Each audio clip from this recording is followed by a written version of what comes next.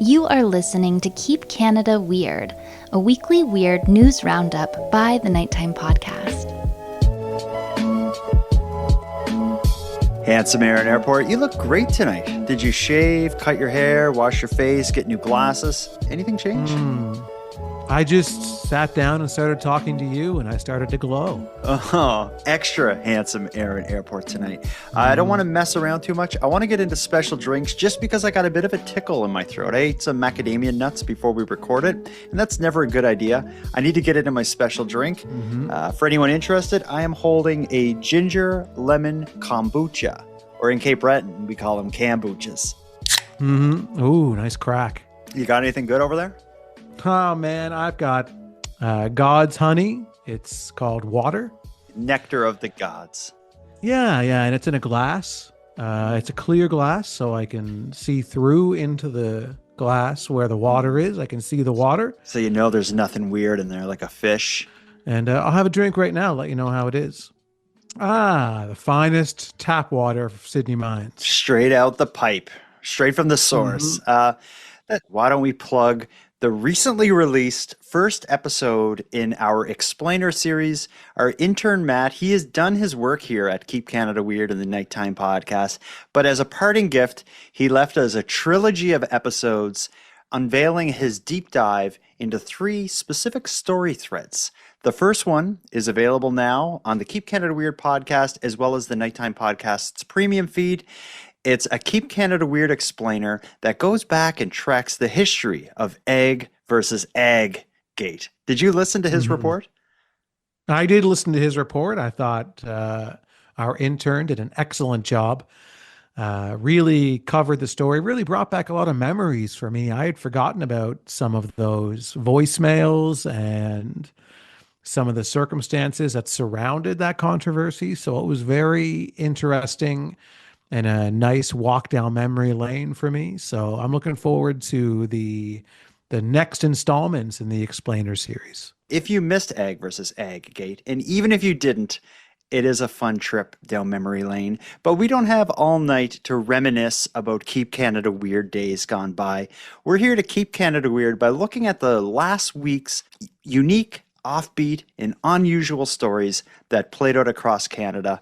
And oh my God, there was a lot of stuff here. We have some interesting stories tonight because we're really looking at a couple different David versus Goliath battles. We're going to hear about battles against some of Canada's elite, the RCMP, in our military. It's been a weird week. It's been a weird week. We're here to dive into it, surround ourselves in it, and let the weight of the weirdness carry us away into the ocean of life. Before we get into the big battles between our military, against our military and our RCMP, I want to focus on one story that played out in Western Canada, and it's something that regular nighttime co-host Madeline Klein mentioned to me in the past, and then I just saw a story pop up about it, and I was like, we got to talk about this. Have you ever heard of like a bear spray attack? Do you know what that would be or what that is? No. I mean, I know what bear spray is. Of course you do, but like here on the East Coast, you know, you'll hear of like there's like a brawl and someone gets stabbed, or like, you know, you hear about stabbings a lot here on the East Coast. But in Western Canada, it's not uncommon to hear of a bear spray attack. Someone bear sprayed them all, so they evacuated. Some guy got bear sprayed and the police had to come. Madeline told me that that's something that happens regularly. I told her here in Eastern Canada, I've never heard of like a bear spray situation. Have you ever heard of one?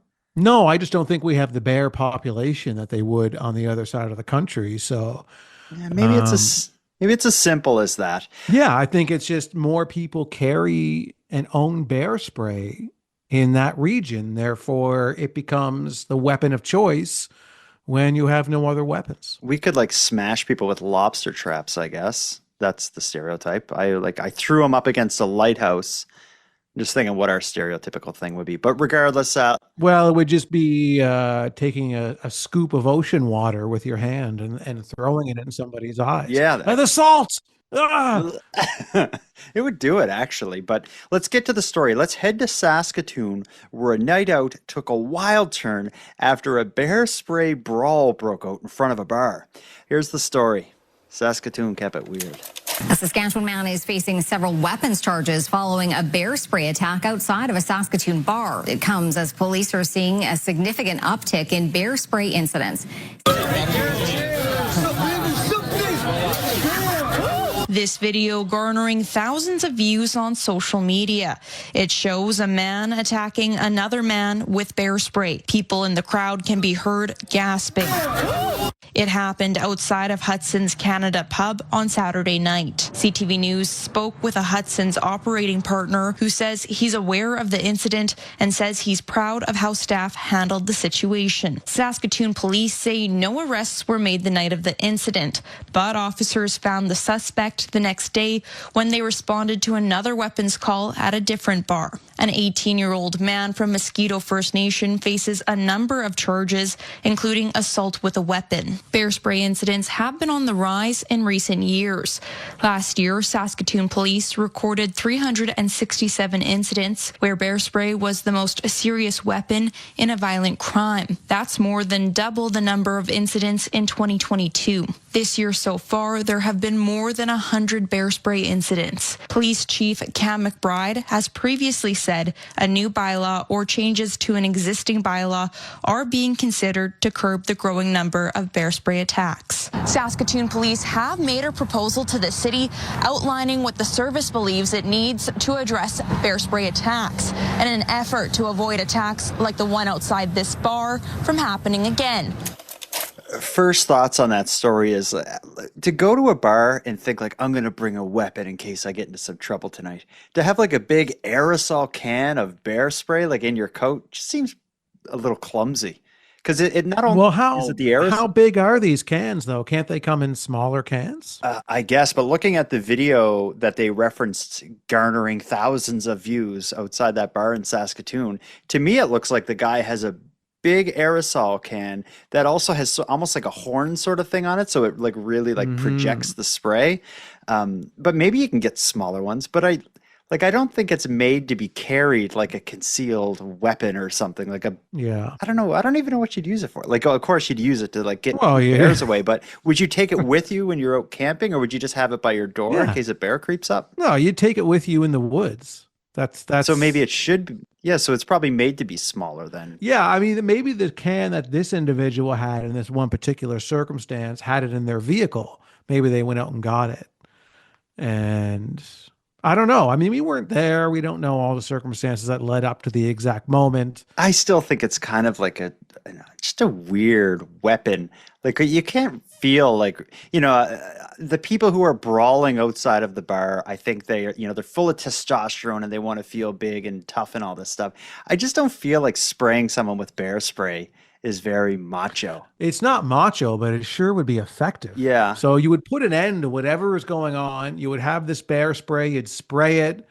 Whatever attacker was coming at you is no longer going to be coming at you, and you didn't have to get physical with them. So in that, respect, it's a perfect weapon to use, but defensive, like a defensive weapon. It's kind of like a defensive weapon. It's kind of like jujitsu, the martial art. It's like using bear spray would be the equivalent of like taking someone to the ground and getting them in a chokehold and just stopping the situation, as opposed to pulling out like a knife or a baseball bat, which is more like karate and taking them out. Yeah. And you don't have to have any training to use bear spray. You can just be, as long as you got a finger, you're good to go. Well, I think that the training you would need would be more almost like similar to what a weatherman would need, because if the wind is going in the wrong direction, the use of bear spray could be pretty humiliating. Oh, have you taken a bear spray course before? No, I just imagine like my first thought would be, if I'm going to take this with me, I need to make sure I got my back to the wind all the time. Because if someone comes at me, the last thing I want to do is spray myself in the face with bear spray before I get my butt kicked by a bunch of guys outside a bar. Could you imagine, like, if that was the video, it'd be so much better. There's like this rowdy situation. He goes to spray them. The wind blows it in his face, so he's holding his eyes as they're just like kicking him. Yeah, it's just, or they don't do anything to him. They just let him collapse from his own bear spray. Yeah, the video is filmed from their point of view. Like that, what they do is they film the whole thing. So you see him like spray, get it in his face. That, instead of garnering thousands of views, that would garner 1 billion views. Everyone in the world would want to watch that video. Absolutely, yeah. You'd be famous in a very painful way and humiliating way, but yeah, I mean, bear spray, I get it, and I think more people on that side of the country have it, and it makes sense to me. You know, I'm not supporting the use of bear spray. This could be kind of misunderstood of what I'm saying, that I'm encouraging people to do so. I'm not, but I totally understand why you would. Yeah, I think anyone who goes to a nightclub with any kind of weapon, be it bear spray, a knife, or whatever, they shouldn't be in there anyway. But they would also, Yeah. when you go in a bar, some bars, they would like do like metal detectors and stuff. Oh, that's also would be humiliating. It's like you walk through the metal detector and it's like beep beep beep. They pat you down and they're like, "What do you have?" It's just a big thing of bear spray and an aerosol can. Yeah, yeah. But maybe that side of the country, it's not really an unusual thing. Yeah, they're like, So, oh, another one. Throw it in the pile of bear spray. yeah. Anyway, this whole story is just our appetizer for a weird night of weird Canadian news stories from the past week. Let's put away the bear spray. Let's put it back up in our coats and save it for defensive purposes later. We'll get into our first ad break, and when we come back, we have a duo of stories involving unconventional attacks on Canadian military and police.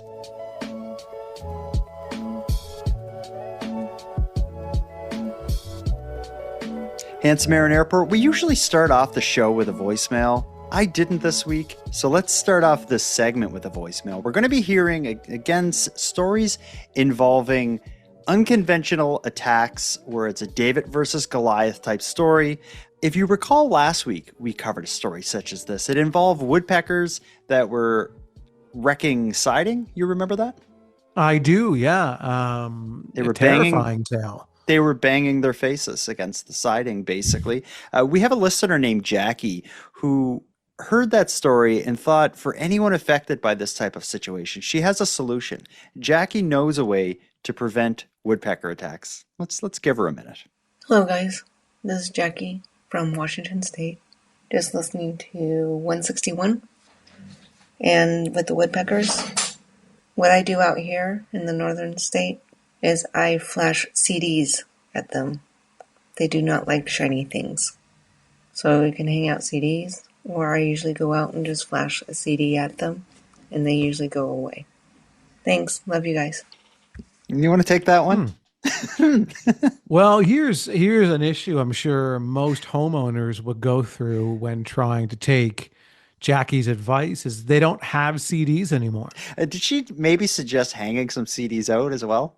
Yeah, yeah, hanging a bunch of CDs on your siding, and that will keep the woodpeckers away. I would rather the woodpeckers drilling the holes than. Yeah, but it's just that but like I don't have if you ask me to find, I have some DVDs still in the house packed away, but that you could flash. DVDs would work, but yeah, a lot of people don't have that dinosaur technology anymore. I enjoyed that voicemail just because I had this vision of like the woodpeckers banging on the house. So I run outside of the CD, just showing it, the CD. I wonder if it matters what CD it is. Like if it was, a Grateful Dead CD or MC Hammer CD, like maybe certain artists would keep away the woodpeckers more.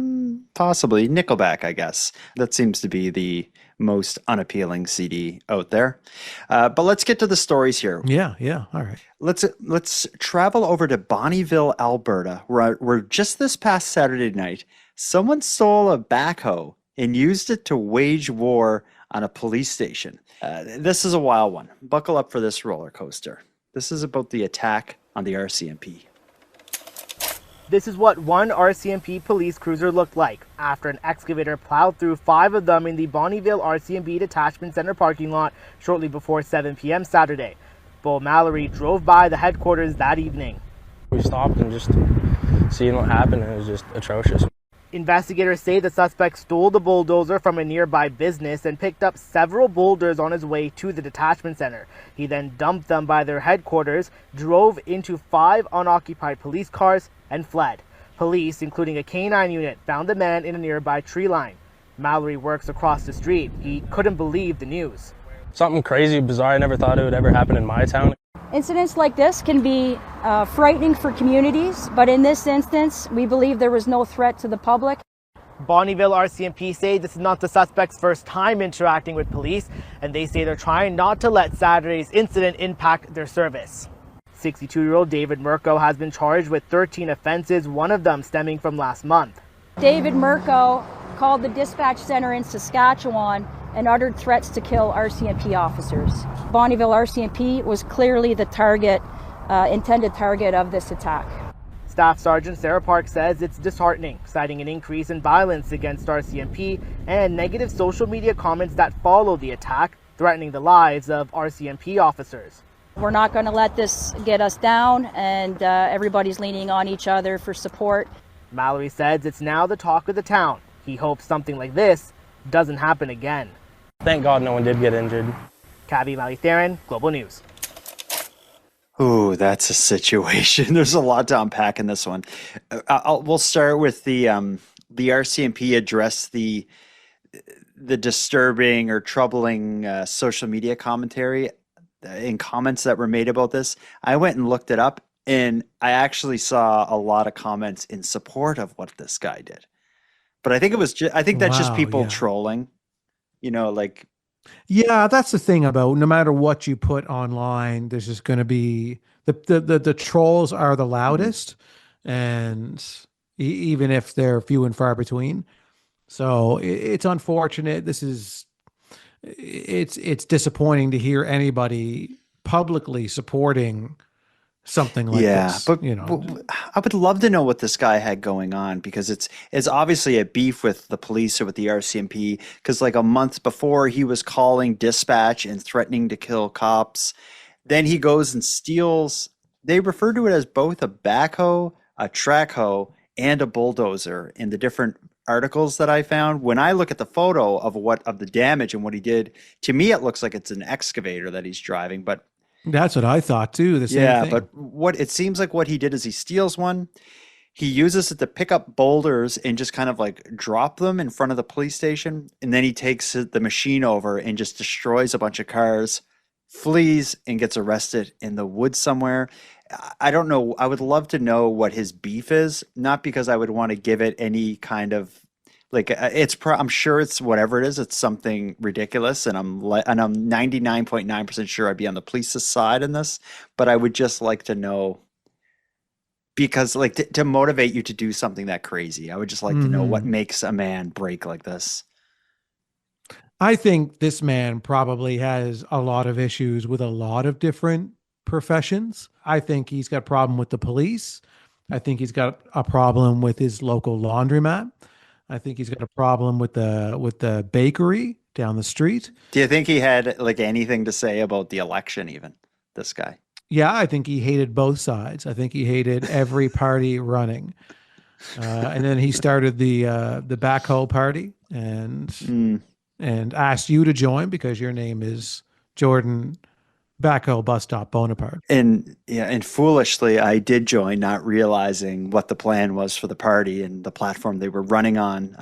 Luckily I got out of it before it would have been just him and I down there, I guess. Yeah. So anyway, I think this is the kind of individual that finds problems where there are no problems and makes it an even bigger problem. Yeah, and I think he probably needs some anger management, because I think if you're so mad that you steal construction equipment and trash a bunch of cars owned by someone you perceive as your enemy, you don't have a very level head.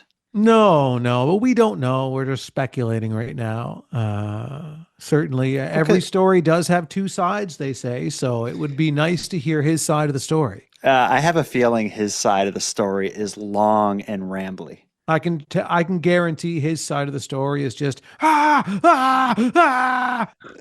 It's so loud. His story, just screaming. I'm gonna kill you. I'll kill you. Weird story, not a nice story. Let's move on to another battle, though. While this man was battling it out with the RCMP, the Department of National Defense, the Canadian military, was fighting an altogether separate battle This one is was sent to us from a listener named Heather. The story is so good, Heather sent it twice. I think she sent it right before we went to air last week, but we didn't get it in time. She emailed again to be like, you guys got to cover this story. Do it on next week's episode. This is there. I couldn't find video of this story, so I'm hoping that either you or the newsboy can read the story of the Canadian geese that single-handedly invaded a Canadian military base. Yeah. You want the newsboy in on this one? Maybe just get him to do the title. I don't want to hear his voice for the next 5 minutes reading this. Okay. Well, he's going to have his own podcast soon, and it's going to shoot to the top of the charts. It'll be the Newsboy Cast, Joe Rogan, Keep Canada Weird. And our Entirely Tires spinoff, Keep Canada Weird. Right. You know, we're still getting tire stories. I'm working on our mailbag episode for this month, and it's like half tire stories. I am thinking we may need to do a tire thing, but anyway, get the newsboy, passing the mic. Oh, passing the mic. Here we go. Extra, read all about it. Canadian military warns troops, don't mess with the Cobra chickens. Department of National Defense headquarters on Carling Avenue in Ottawa is sounding the alarm, not over foreign threats or cyber attacks, but because of a recurring menace with feathers and attitude. Canada geese. As breeding season hits full throttle, the base has effectively been commandeered by these aggressive honkers, prompting an official warning to staff. Each spring, the geese settle in like they've signed a lease, turning the defense campus into their personal nesting ground. The Department of National Defense has issued a directive reminding staff to keep calm, don't panic, and whatever you do, don't turn your back on one. Maintain eye contact, back away slowly, and if the goose charges or hisses, raise your arms to appear larger. The instructions read. It's less military drill, more live action wildlife documentary. Those are the exact same suggestions with coyotes. A lot of animals. It's just, a lot of animals. Yeah. It's straight up just animal behavior. But these just aren't any geese. They're Cobra chickens. The nickname, which has found fame online, perfectly describes their terrifying nesting posture. They coil up on their nests, and if disturbed, quickly stand up, launch their beak, spread their wings, and hiss. So just stop there for a sec. It seems like they call this type of geese Cobra chickens because when they're nesting, like a cobra snake, they kind of just like get themselves in almost like a little ball, but I guess it's made like their defensive technique is they just quickly jump up, spring their neck out, so it's just like a bullet shooting at you, and they hiss. I think of geese as honking, not hissing. Yeah, it'd be very intimidating, I would say. I think so too, but anyway, keep going. The Carling campus sits along Ottawa's Green Belt, a favorite nesting zone for migrating wildlife. And since the geese are a protected species, once they've nested, there's no relocating them. We hear about this all the time with stories that we talk about. It is such a problem. Yeah, every problem animal is not allowed to be moved because they're endangered. So for now, the best strategy is respect and distance. In the turf war between the Canadian military and Cobra chickens, the birds are definitely winning. So that's a good one. That's the long and short of it is just like you said, these are a protected species, migratory birds. So wherever they nest, that is not your land anymore. And it's interesting here that they decided to land on a major Canadian military base. And it seems like all the soldiers are simply being warned to, if they come at you, raise your arms and, act scream. tough. And the amount of stories involving not being able to relocate them. We've had several stories involving bats that I recall, some recently, some in the past. Many the woodpeckers last same, week, right? And the bats last week. You remember last week we had the school that was shut down. That's right, the bats, yeah. We had the woodpeckers that you had to just allow to eat your siding.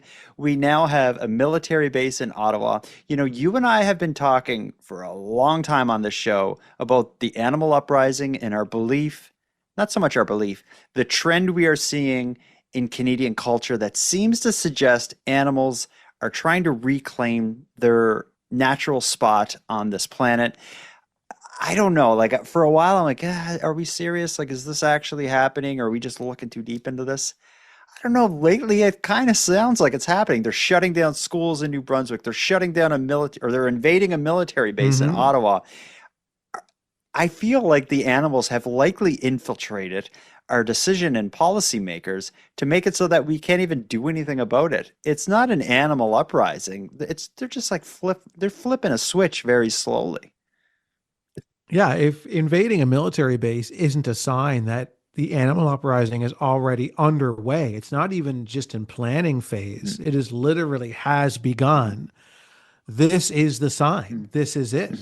They're going to the military first, and then they're going to start branching out from there. So, game over, folks. If you haven't dug your bunkers, it's too late.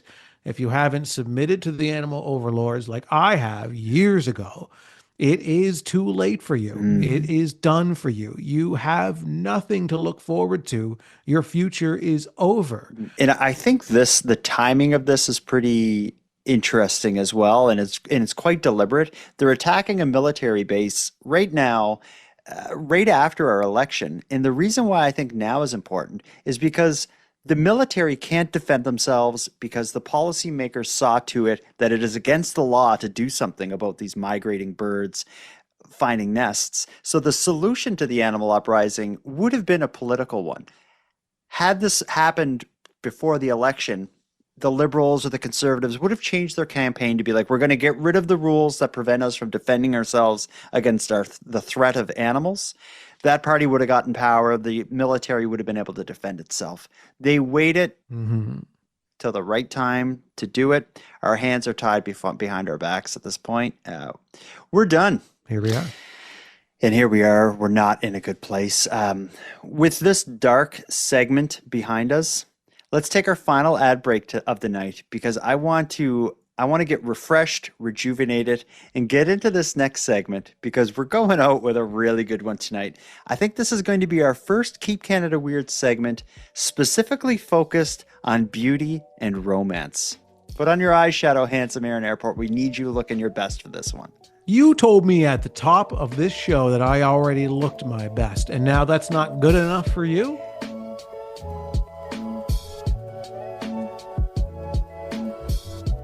Handsome Aaron Airport, this first story involving beauty and romance, I do not want you to laugh at. I don't know what made me pull this into the Keep Canada Weird universe, but something about this news story, I couldn't look away from it. I've watched it several times. I don't know what it is about it. I kind of chuckled and giggled. I kind of felt just like it was just a weird thing to see on the news, and I can't tell why. Let's meet a Nova Scotia teen whose runway dreams took him all the way to the Paris Fashion Week. Here's the story of Nova Scotia's next top model. My name's Ethan Horton. I'm 16. I'm model with Solely Management. I'm from Colebrook, Nova Scotia. I just went on a trip to Europe where we went to London, Paris, and Milan for Paris Fashion Week, and I got to walk for 2 different designers down there. It was just a really great experience. One of the main things that was really nice down there was just to see all the different fashion, like how different people dress down there and stuff. But when we were down there, we got to walk for 2 different designers, and we went to a Photo Vogue festival, which was really cool to see. It really improved my confidence too, but it was just great to see all my other model friends and knowing that I'm comfortable around them, and just a bunch more experience, so I feel more confident with my walk and everything like that. Having the experience with all my friends down there, everyone I model with, that was the best thing about it, just connecting with everyone. What is it about that I find funny? You really found it funnier than I did. I thought, that's great.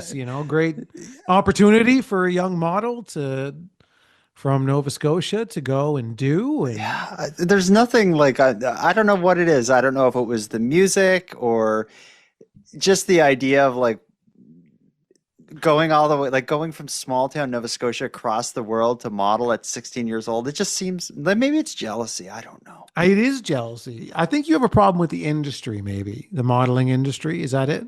Maybe like to say like I walked for a few designers and it was a great experience. Yeah, like you don't take the art form seriously. I don't think I do. No, I don't think I will say I don't. I don't. Yeah, I feel let's get to the bottom of this. Yeah, it's okay. It's okay. It's your opinion. You're allowed to.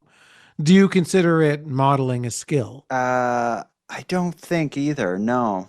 I feel like you're just born with it, right? Like you just like you're born like looking good and everything, so be it. But there is a certain, to be able to present as a model, to be good at it. Yeah. And that's kind of, he There did is- talk about that, like going down there and walking for the different designers allowed him to like get better confidence. So he would, do it better. Because I saw in some of the videos, it shows him kind of walking around and it was a little awkward, but maybe that's just because he's 16 and he doesn't have that confidence yet. Yeah, still growing into his body, still a little gangly, that kind of happens at that age. Mm-hmm. You're not quite catching your stride yet. So I wish this young model all the best. And yes, the 16-year-old to get that opportunity, that's great. He's definitely a handsome guy, so good for him. How did the news find out about this? Oh, I'm sure he called the news and said, "Do you know who I'm walking for?" Yeah, I'm going to be like coming home soon from like I was in Europe for a fashion thing. And they're like, well, we'll do a story on it. Well, we've covered stories that were far more, I don't know what the word would be, but we always wonder, why did they cover this? It would have far less public interest. Yeah, and what relevance is this to anybody? I guess this what makes this a good story for the news to share is that it's a young person in Nova Scotia who's managed to do something on the international stage slightly. Yeah, because he it's not like he like performed or whatever, right? It looked like he just kind of went there to kind of see it, I think. Yeah, and he got to involve himself a little bit because he walked for a few people, he said. So I'm sure he got some constructive feedback and we'll be able to take that opportunity and use it as a springboard to the next opportunity. Okay. And I want you to apologize to him right now. Ethan Horn, I have nothing to apologize for. I have an issue with just like modeling. I think of the movie Zoolander. That's what it is. That's why I find this funny. Zoolander is one of like my favorite comedy movies. And maybe that made me kind of have a bit of a disrespect for male models. That's one of the worst apologies I've ever heard. Ethan, I got nothing against you. I hope you rise to the top of this whole thing and you take the modeling world by storm and show them what Colebrook, Nova Scotia can do. Yeah, Ethan, haters are going to hate. You're going to overpower all that. And you're going to show people like Jordan why we should all respect your industry. Let's get to the main course of our beauty and romance section. Can you take a guess why this is the beauty and romance section? Well, if I dare dream, I think we're heading into a Keep Canada Romantic segment, are we? Yeah. So far, we're batting 0%. We've yet to find a match for any of our Keep Canada Romantic contestants. Mm-hmm. Tonight may be the night. We have a listener named Maria who shared a tire story. I believe it was on the Entirely Tires episode. But Maria's not here tonight to tell us another story about tires. She's here for something altogether different. Maria is hoping to keep Canada romantic and maybe find love with someone out there. Here's Maria's Keep Canada Romantic profile. Hey guys, this is Maria from Ontario. I don't know if you remember me, but I was one of the people that called in regarding a tire story. This time I'm calling regarding Keep Canada Romantic. I'm 49, I am a widow, and I love to go for hikes and anything nature related with my dog Grayson. I enjoy painting, playing music. I am looking for a guy that is no older than 55 and who does enjoy nature and is handy and knows how to change a tire. I am open to somebody that does not live in Ontario, even though I do prefer that. And yeah, love your show as always, and I'll hopefully hear from you soon. Well, I hope she does hear from us. If anyone out there heard that profile and thinks, you know what, I'm under 55, maybe I'm in Ontario, maybe I'm not, it doesn't really seem to be a deal breaker for her. But this sounds like my kind of person. I would love to be handy and help Maria around her place, change her tires, go for long walks in the forest with her. That's the kind of person she's looking for. If you're out there, send an email to nighttimepodcast@gmail.com, and I'll see what I can do about hooking you up. Yeah, I thought I was checking all her boxes for a little while there until she mentioned the being handy stuff and changing tires and all that kind of stuff. You know, that's where I started to fall off because I love nature. I love hiking. I love being outdoors and I love dogs. And so, yeah, there was on the edge of my seat there for a while, but, yeah, Sorry, I can't Maria. help you in any other department of your life. So, yeah, she sounds like a great person. I also enjoyed her. She had a little, like a subtle accent that I found charming as well. And I'm sure someone out there heard that, and maybe that was what first turned them on to the potential for a future with Maria. Let's see if she's the person we're able to keep Canada romantic with our success story. We'll find out. yeah, I really hope can you imagine if we get a match on Keep Canada Romantic? How special that would be? We will. We're going to keep doing it until we find a match. We're going to not do it, done here. and we're going to have to stage a match. It's going to have to boil down to us just, forcing two people together. Yeah, someone's going to have to take one for the team if we don't find a match soon. Yeah, we're just going to put all the names of all the people who submitted profiles into a hat and just pull them out of the hat. And the two we pull out will be matched together and they'll have no choice. DJ, you're moving to the States. Zach's your husband. Yeah. Yeah. Good luck. We're not going to go out on a Keep Canada Romantic profile. We usually... This is the weirdest show. We usually go out on senior citizen It's stories. been looking that way recently, yeah. I feel like I'm almost captured here, because I feel like I have no control over what this show does. But yeah, we do usually go out on senior citizens eating ice cream stories. That's what we're doing. That's what we're going to do tonight. We have a listener named Anna. She had a story about senior citizens eating ice cream, and what better way to end the show by giving her the microphone. Here it comes. Hi, Jordan and Aaron. This is Anna from Kansas City. I just wanted to comment on Jordan's love of senior citizens eating ice cream. It is kind of odd, but speaking from experience, my dad, who is in his 80s, who recently passed away, loved his ice cream. Anytime there was a sale on ice cream, he would always be bringing home ice cream, no matter what weird flavor it was, and it would be gone within a day or two. My favorite thing about senior citizens is just sitting around with them and them telling their stories and about their travels. I know my dad, he was a huge shutterbug. So we have a lot of his... the old things that you could just put into like a projector to watch. We have a lot of those.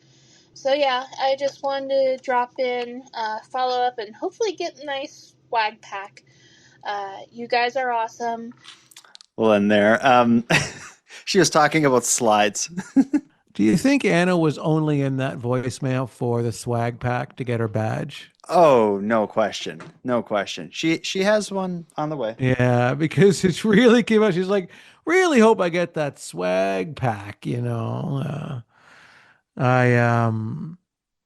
I feel like she made up her senior citizen story just to get her badge. No, I think it was sincere. I think, she expressed, for one, she pointed the finger at me for being obsessed with senior citizens. I didn't start this. It was Stacy from Dartmouth, I believe, started this by talking about working at the ice cream shop. But you started the obsession with watching the elderly do stuff. That's true. And I guess Anna there on the voicemail was saying, I also like watching them do stuff, but not so much watch them do stuff. She likes to talk to them about their life and their travels, like her father, who was the shutterbug, and he had all those things what are they that you put in a projector? Yeah, her elderly fetish is just interacting with them more, where you have a fetish of watching them from a distance just do regular, normal things. And eating ice cream is one of those things. But I did notice, would you say in that sticker that's hard ice cream or soft ice cream? For people who aren't watching our Zoom video chat between Aaron and I right now, I'm holding up a new piece of Keep Canada Weird swag. Anna's going to have one sent to her by mail, and it's a sticker that I had commissioned by Matt the intern that shows two senior citizens happily eating ice cream together, and it is very clearly what they would call hard serve ice cream. Regardless, if your voicemails aired on the show, send an email to me at nighttimepodcast@gmail.com. Let me know what episode it was in. Give me your mailing address, and I will have a hot pink swag pack sent to you by mail that will have your Keep Canada Weird correspondent badge, a sticker showing two old people eating ice cream, and who knows what other treats we'll throw in there. Yeah.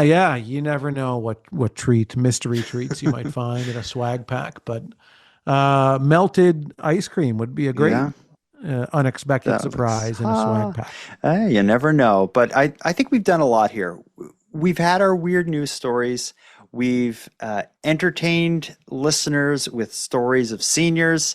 We gave it another shot at keeping Canada romantic. Is there anything left for us to do tonight? There's nothing left to do other than to continue to submit to the animal overlords and hope for the best. And again, I'll remind listeners on the Keep Canada Weird feed, as well as the Nighttime Podcast's premium feed, you can hear the Keep Canada Weird explainer on Egg versus Eggate. Next week is going to be an episode called The Many Trials of Handsome Aaron Airport, and that's going to look back at the time that you almost left the show.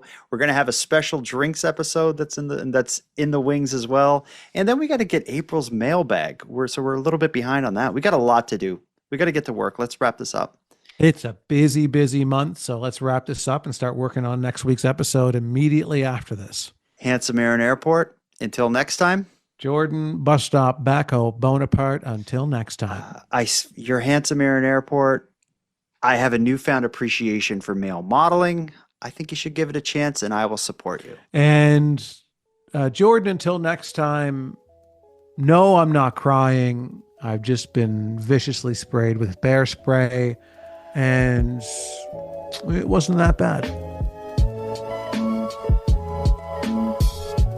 I want to thank you for helping Aaron and I fulfill our mission to keep Canada weird. If you've got a news story from your area that you'd like to share with us, or have any thoughts or theories or opinions on anything we discussed tonight, we'd love to hear from you. You can contact us by using the voice recorder that can be found at nighttimepodcast.com/contact. And on that topic, I want to give a big thank you to this episode's correspondents. If your voice message was aired tonight, you can email me your address. My email is nighttimepodcast@gmail.com, and I'll get a Keep Canada Weird badge and swag pack sent out to you. I just ask that you wear the badge proudly and responsibly. Next, a big thanks goes out to Aaron for another great night, you, Nicole, for the intro and outro voiceovers, and Monty Data for the outro version of O Canada. And then, of course, a sincere and massive thank you goes out to each and every one of you listening. Your support makes this show possible. And if you'd like to support the show even more, please consider a subscription to the premium feed, which can be found at nighttimepodcast.com/subscribe. The premium feed costs just a couple dollars a month, but that money will fund the creation of new episodes of the show, and it'll give you those episodes 2 days early, ad-free, and access to a back catalog of episodes. And even if you don't want to go premium, You can still support the show by sharing this episode on social media. That helps a lot too, and it's free. Your support is very much appreciated. So with all that said, until next time, take care of each other, hug your loved ones tight, and together, let's keep Canada weird. Keep Canada Weird is written, hosted, and produced by the Nighttime Podcast.